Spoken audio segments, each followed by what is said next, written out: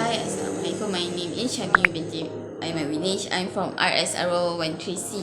Okay, today I'm going to tell you and explain to you about Singapore economic background.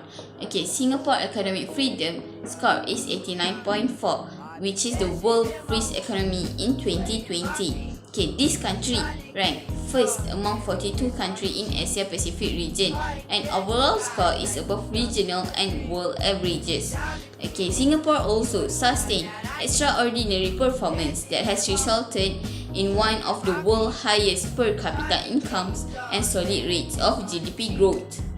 Okay, Singapore are only country that is considered academically free in every index category, while this country ongoing restrictions on civil liberties and not directly affecting the country's score.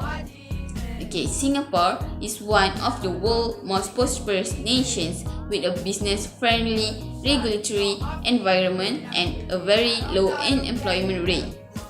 Okay, active parliamentary opposition be ruled by one party, which is the People Action Party, which is PAP. Prime Minister Lee Hsien Loong has led the government since 2004, and it will oversee the PAP leadership transition before the next parliamentary election, which is on 2021, which is on this year. Okay, the major manufacturer of electronics and chemicals and also operates the one of the world's largest parts, and the principal exports include integrated circuits, refined petroleum and computer. Okay, so next we will move to the population, which is the population at Singapore. Okay, Singapore population on 2020 is estimated at 5,850,342 people at mid-year according to the United Nations data. Okay, Singapore population is equivalent to 0.08% of the total world population. Okay, Singapore also ranks number 114 in the list of countries and dependencies by population. And the population density in Singapore is 8,358 per kilometer square. Okay, the total land area is 700 kilometer square, and 100% of the population in Singapore is urban.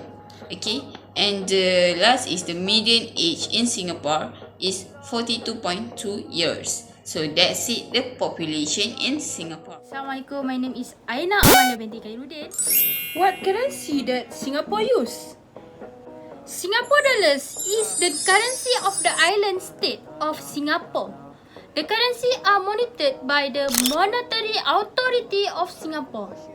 Singapore dollar coins circulate in denomination and of 1 cent, 5 cent, 10 cent and $1.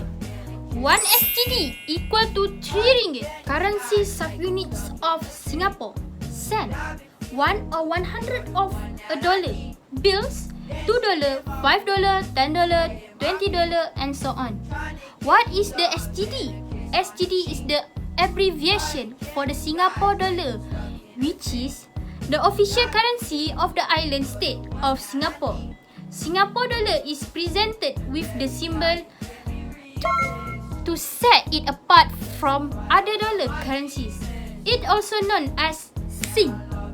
SGD or Singapore dollar was the first issued in 1965 after the breakdown of the monetary union between Malaysia and Brunei, but has remained interchangeable with the Brunei dollar in both countries.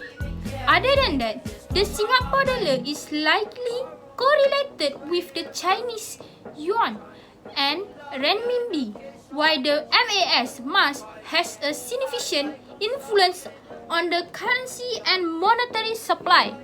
It is less controlled than the currencies of China. After the financial crisis happened, the Singapore dollar became the best performing currencies. With a robust and growing financial and stable house price, Singapore is a popular destination for offshore investors. Singapore dollar is the 12th most traded currency in the world and the third most in Asia. economic situation. Singapore economy is characterized by good finance and a high degree of openness, with the country being highly dependent on international trade. However, the GDP only grew 0.7% in 2019.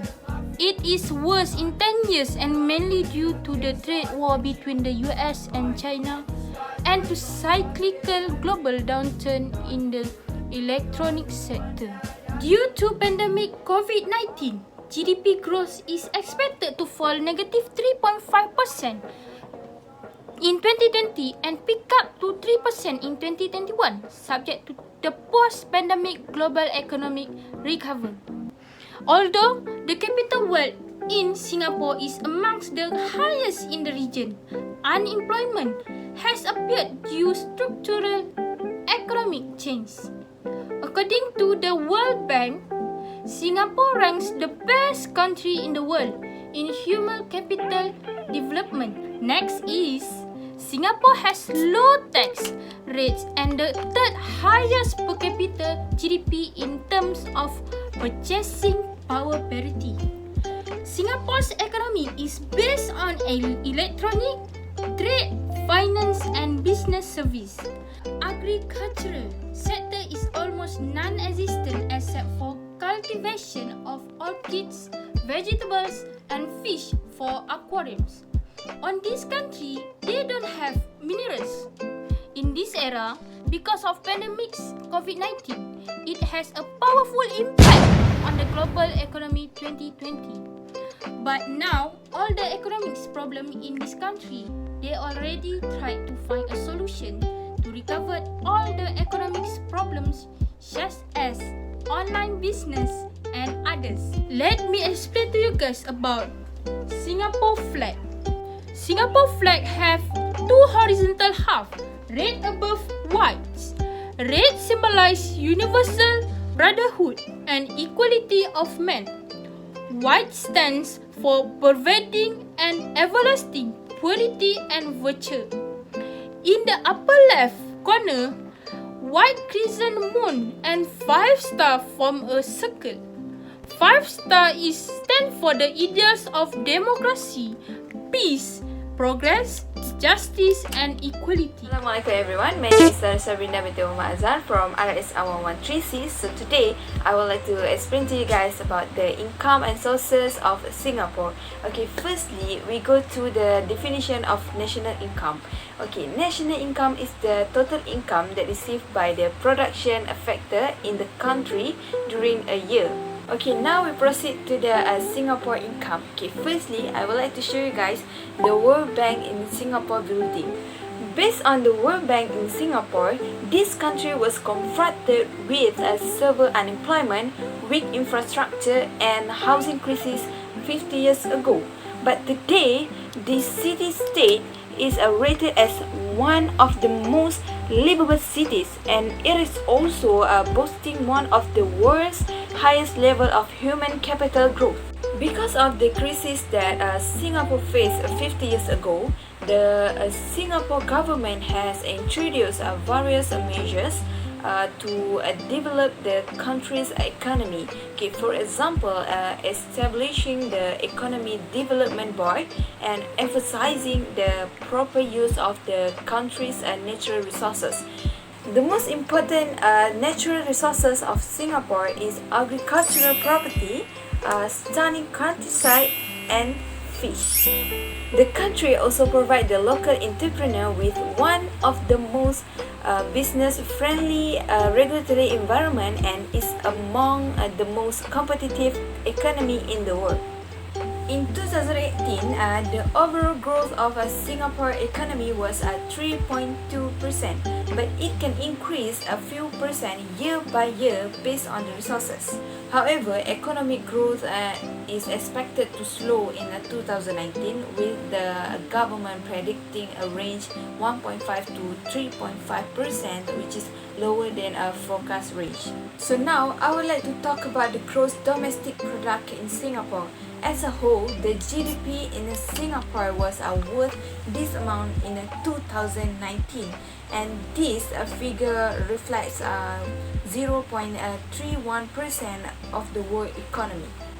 Okay, now we go to the growth national product in Singapore.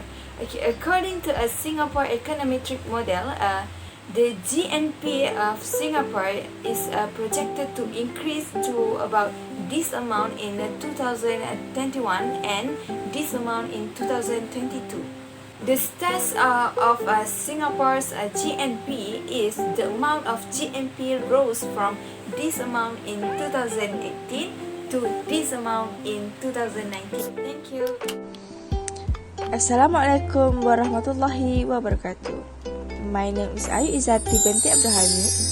Okay, for today I want to present to you about employment. The impact of economic changes can be seen by the changes in demand for workers. As you can see from the graph, employment rate is decreased in January 2020. The employment in manufacturing and construction sector increased in 2020, while other sectors such as food and beverages services decreased due to the COVID-19. Okay, next I will explain to you about unemployment. Unemployment persons in Singapore are measured by the number of individuals are without a job and actively seeking for a job. In September 2020, unemployment rate increased sharply to 3.6% from 2.8% in July 2020 due to the COVID-19 crisis. Unemployment in manufacturing and construction sector decreased while community, social and personal service and food and beverage services increased. The retrenchment in arts, entertainment and recreation and air transport increased sharply due to the COVID-19. Hi, my name is Siti Farahana binti Harizan. So today I'm going to introduce you guys about inflation and policy. Let's go. The meaning of inflation is increasing the prices of the most goods and services in daily use. For example, food, clothing, transportation, and housing. Since inflation refers to continuously increasing in the general price, does not mean all the prices need to increase. It is only the average of the price that need to increase. In 2020, the inflation rate for Singapore is negative 0.17%. This inflation rate declining from the previous year 2019 as much as 0.72%. This is because of pandemic COVID-19 hit the world and gave the bad situation for economic in Singapore. Singapore controls the measure of inflation in monetary policy. This policy centered on the management of the exchange rate. The inflation rate is measured by the Consumer Price Index (CPI). This is an index that measures the exchange in the average price of consumer goods and services. Next, I'm going to introduce with you guys about policy. Policy. The meaning of policy is a plan of action agreed by the governance body within an organization. There are two subdivisions of government policy. First, monetary policy, which is employing the central bank control of the supply of money.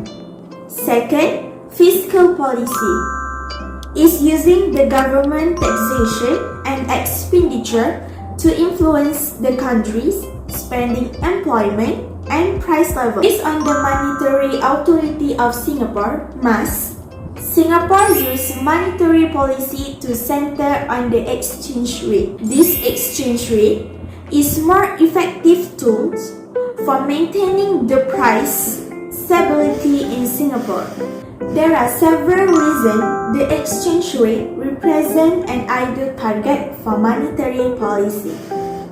First, it makes sense in the context of the small and open Singapore economy.